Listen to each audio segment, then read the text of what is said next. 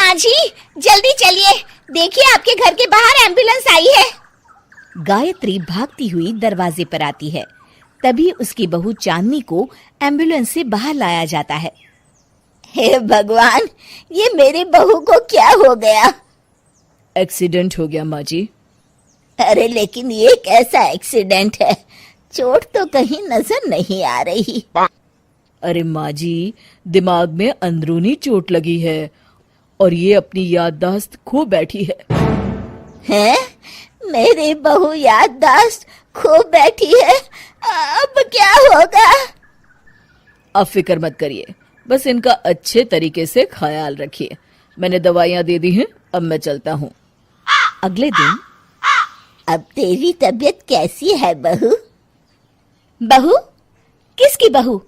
हम भैरवगढ़ के ठाकुर विक्रम सिंह की बेटी रूपवती हैं। हम एक राजकुमारी हैं और तुम हमारी दासी हो बुढ़िया। अरे बेटा विशाल, बहू कैसी बहकी बातें कर रही है। अरे कुछ मत पूछो माँ, रात को मुझसे अपने पैर दबा रही थी। सर पर चोट लगने की वजह से इसका दिमाग पूरी तरह खराब हो गया है और ये अपने आप को राजकुमारी समझ रही है। तभी वहां चांदनी आ जाती है। तुम दोनों यहाँ क्या खुसुर फुसुर कर रहे हो? कहीं तुम दोनों मिलकर हमारे खिलाफ कोई षड्यंत्र तो नहीं रच रहे हो? हम तुम्हारा सर तलवार से उड़वा देंगे, समझे? अरे नहीं नहीं राजकुमारी जी, हम तो आपके सेवक हैं। भला हमारी इतनी हिम्मत। कहिए, आपने यहाँ हॉल में आने का कष्ट कैसे किया? हमें बहुत भूख लगी है। ए दासी, जल्दी से हमारे लिए भोजन का प्रबंध करो। आज हम शाही कबाब खाएंगे। विशाल अपनी माँ को चांदनी की बात मानने के लिए इशारा करता है। ठीक है राजकुमारी जी, मैं अभी आपके लिए भोजन लेकर आती हूँ। इस तरह विशाल और उसकी माँ ना चाहते हुए भी चांदनी की जी हजूरी में लगे रहते हैं। लाओ माँ, जल्दी से मेरा टिफिन दो, मुझे देर हो रही है। अरे ठहर जा, जरा दम तो लेने दे मुझे। सारे घर का काम मुझे अकेली को करना पड़ता है। तेरी बीवी तो राजकुमारी बनी बैठी है, सारा दिन हुक्म चलाती रहती है।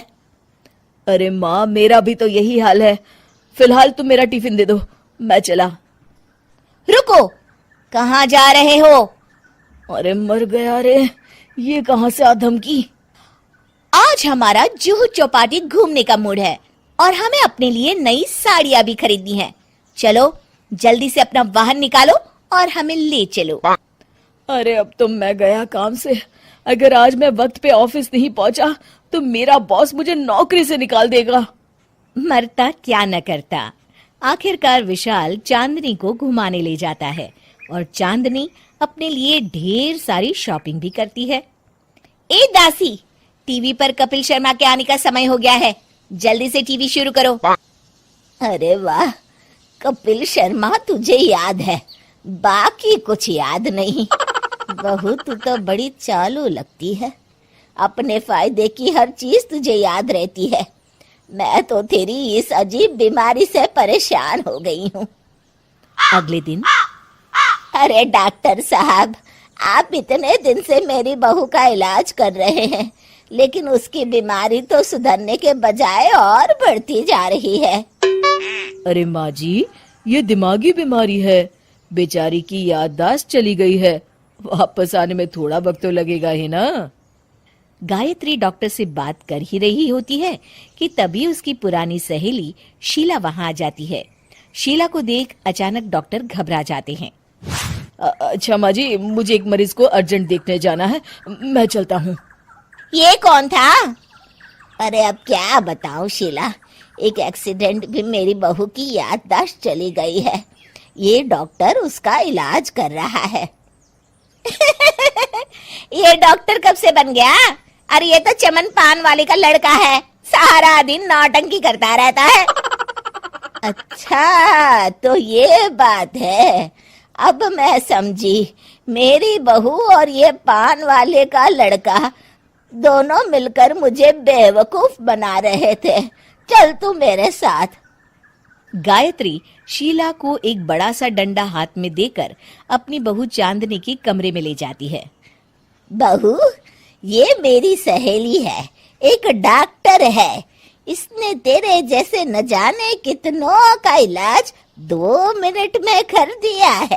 इसका कहना है कि सर पर जहाँ चोट लगी हो, अगर उसी जगह दोबारा किसी बड़े डंडे से जोर से मारा जाए तो मरीज की याददाश्त वापस आ जाती है। देख, हम डंडा भी लाए हैं। अपनी सास की बातें सुनकर और हाथ में बड़ा डंडा देख चांदनी घबरा जाती है। अरे बाप रे, मैं तो फंस गई। इस डंडे की एक बार की वार से ही मैं तो चारों खाने चित हो जाऊंगी। अब क्या करूं, क्या करूं, क्या करूं? लेकिन गायत्री, डंडा सर पर ठीक उसी जगह लगना चाहिए जहाँ चोट लगी है। अरे तू चिंता मत कर, 2-4 बार मारूंगी तो एक बार तो सही जगह लग ही जाएगा ना। चल बहू, तैयार हो जा। अरे नहीं नहीं माँ जी, मुझे मत मारिए। दरअसल घर के काम करने से बचने के लिए मैंने ये सब नाटक किया था। मुझे माफ कर दीजिए, मैं कान पकड़ती हूँ। दोबारा ऐसी गलती कभी नहीं करूंगी।